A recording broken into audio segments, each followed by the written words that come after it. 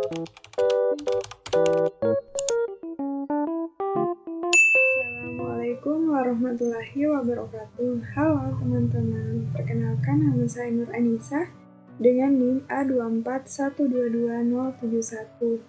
Saya dari Prodi Pendidikan Fisika Universitas Tadulako akan menjelaskan tentang alat ukur besaran pokok dari yang pertama yaitu jangka sorong, yang kedua mikrometer sekrup, dan yang terakhir adalah neraca-Ohaus. Oke, tanpa berlama-lama kita langsung saja ke materinya ya teman-teman. Materi yang pertama yaitu jangka sorong. Apa itu jangka sorong? Jangka sorong adalah alat untuk mengukur panjang, diameter luar maupun diameter dalam suatu benda. Sejarah dan pengertian jangka sorong. Jangka sorong pertama kali ditemukan pada tahun 1631 oleh seorang berkebangsaan Prancis bernama Pierre Vernier.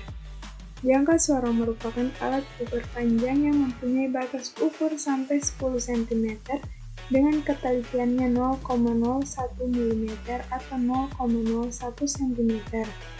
Jangka sorong memiliki berbagai ukuran dengan rentang pengukuran dari 100 mm hingga 3000 mm, 4 inci sampai 120 inci. Jangka sorong tidak hanya digunakan untuk mengukur panjang, tetapi jangka sorong juga dapat digunakan untuk mengukur diameter sebuah cincin, diameter bagian dalam pipa, dan juga dapat digunakan untuk mengukur ke dalam sebuah benda, serta dapat digunakan untuk mengukur luas benda.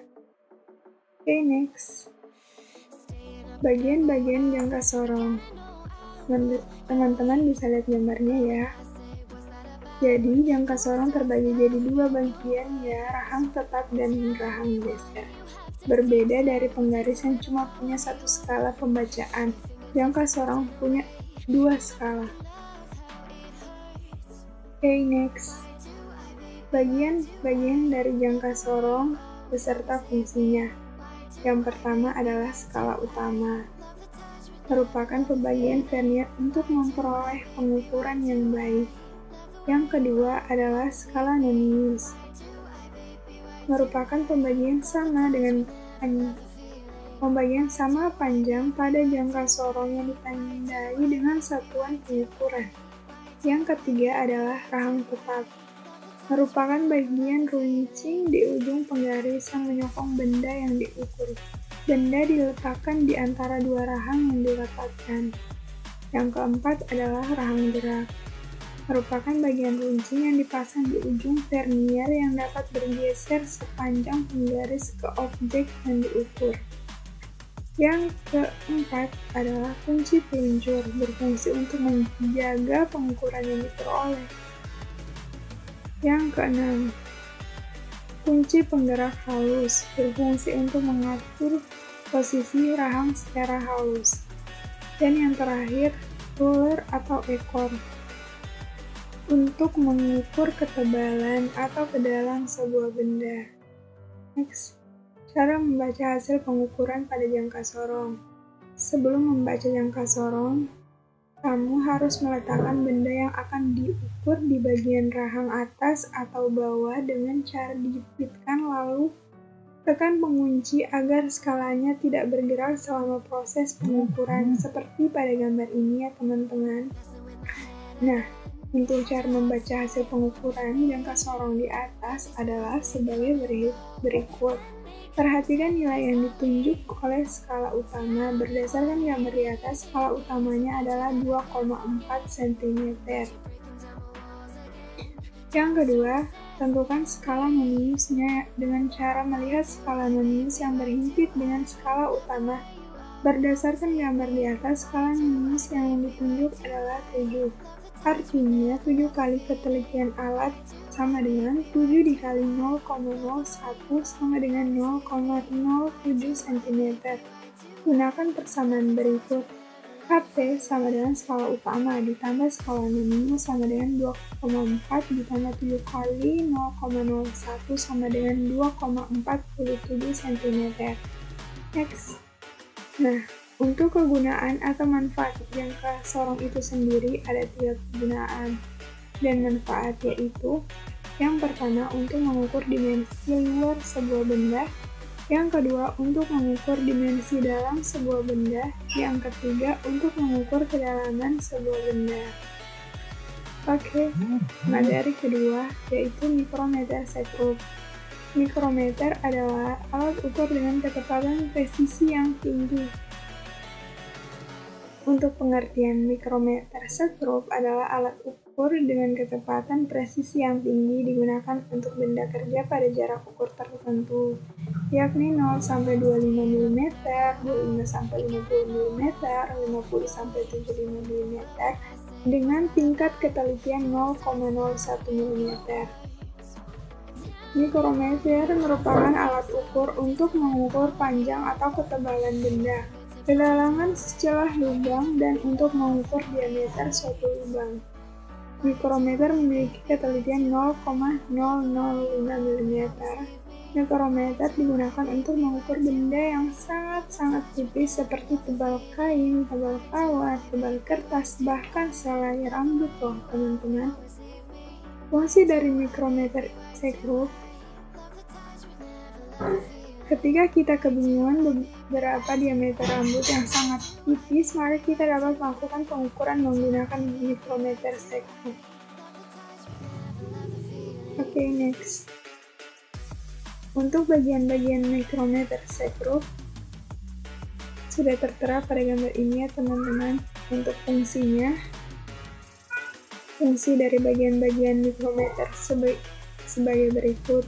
Yang pertama, poros tetap memiliki fungsi sebagai penahan sebuah benda yang sedang diukur. Yang kedua, poros geser berfungsi sebagai sebuah poros yang bisa digerakkan menuju poros tetap untuk menekan suatu benda yang akan diukur. Yang ketiga, ada pengunci, memiliki fungsi sebagai mengunci poros geser agar tidak bergerak ketika sedang menghitung hasil pengukuran. Yang keempat, skala utama, merupakan bagian alat ukur mikrometer sebagai tempat letak selubung dalam. Kemudian skala nonius, berfungsi untuk mengetahui besar skala nonius yang menunjukkan besar suatu benda tersebut. Kemudian pemutar, berfungsi sebagai gerakan ke kiri atau ke kanan suatu poros geser. Kemudian bingkai, bingkai tersebut terbuat dari logam panas serta memiliki bentuk yang kuat dan tebal. Hal ini bertujuan untuk meminimalkan terjadinya peregangan dan pengerutan, atau dapat disebut terjadinya penguaian karena dapat mengganggu dalam melakukan pengukuran. Next, cara membaca mikrometer sekrup. Pembacaan mikrometer sekrup dilakukan pada dua bagian, yaitu di skala utama dan di skala nonius atau vernier. Skala utama dapat dibaca di bagian slip dan skala nonius dapat dibaca di bagian thimble. Pada contoh pengukuran di atas, cara membaca mikrometer sekrup tersebut adalah: untuk skala utama dapat dilihat bahwa posisi thimble telah melewati angka 5 di bagian atas dan pada bagian bawah garis horizontal telah melewati satu strip 0,5 mm. Artinya, pada bagian ini didapat hasil pengukuran 5 ditambah 0,5 mm sama dengan 5,5 mm. Pengukuran juga dapat dilakukan dengan prinsip bahwa setiap satu strip menandakan jarak 0,5 mm. Dikarenakan terlewati 5 strip di atas garis horizontal dan 6 strip di bawah garis horizontal, maka total jarak adalah 5 ditambah 6 dikali 0,5 mm. sama dengan 5,5 mm. Pada bagian kedua, terlihat garis horizontal di skala utama berhimpit dengan angka 28 di skala nonius.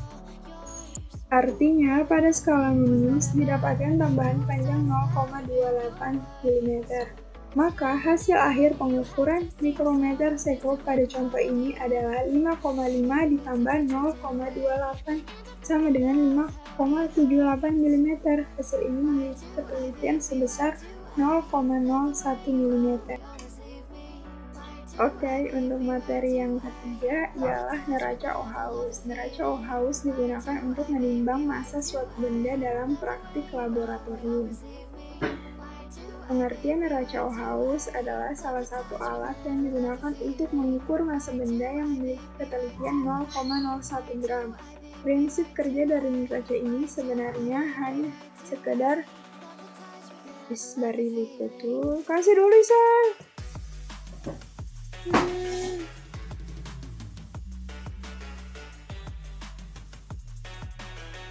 Untuk materi yang ketiga ialah neraca Ohaus. Neraca Ohaus digunakan untuk menimbang massa suatu benda dalam praktik laboratorium. Pengertian neraca Ohaus adalah salah satu alat yang digunakan untuk mengukur massa benda yang memiliki ketelitian 0,01 gram. Prinsip kerja dari neraca ini sebenarnya hanya sekadar membandingkan massa benda yang akan diukur dengan anak timbangan. Kemampuan pengukuran dari neraca ini dapat diubah dengan cara menggeser posisi anak timbangan sepanjang lengan neraca. Anak timbangannya berada pada neraca ini sendiri. Anak timbangan ini dapat digeser menjauh atau mendekati poros neraca, sesuai kebutuhan pengguna. Massa benda yang diukur dapat diketahui dari penjumlahan masing-masing posisi anak timbangan setelah neraca dalam keadaan seimbang. Neraca jenis ini dipercaya memiliki ketelitian yang lebih baik daripada neraca-neraca lainnya. Untuk bagian-bagian neraca Ohaus, ini memiliki beberapa bagian yang memiliki fungsi yang berbeda. Bagian-bagian tersebut adalah: yang pertama, tempat beban digunakan untuk meletakkan benda yang akan diukur. Yang kedua, tombol kalibrasi berfungsi untuk mengalibrasi neraca ketika neraca tidak digunakan untuk mengukur. Yang ketiga, lengan neraca berfungsi untuk meletakkan anting atau pemberat pada neraca. Yang keempat, anting atau pemberat yang diletakkan pada masing-masing lengan dan dapat digeser-geser berfungsi untuk sebagai penunjuk hasil pengukuran.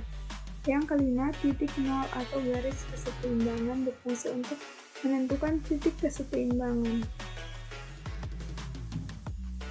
Untuk cara membaca hasil ukur neraca Ohaus. Yang pertama, cermati skala yang terdapat pada anting pemberat yang terdapat di lengan neraca. Hasil pengukuran dibaca dari neraca Ohaus 99, misal lengan 2, lengan 3, lengan 4 pembacaannya seperti ini.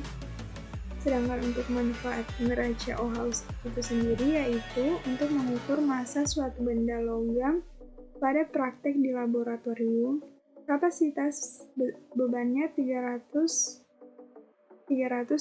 gram. Batas ketelitian neraca Ohaus 0,1 gram. Yang kedua, neraca analitik, yaitu neraca yang biasa digunakan di laboratorium. Bisa juga digunakan untuk menimbang dari 0,1 mg sampai maksimum 200 gram. Dengan media berupa bakteri, jamur, atau media tanam, kultur jaringan, dan mikrobiologi dalam praktikum dengan tingkat ketelitian yang tinggi.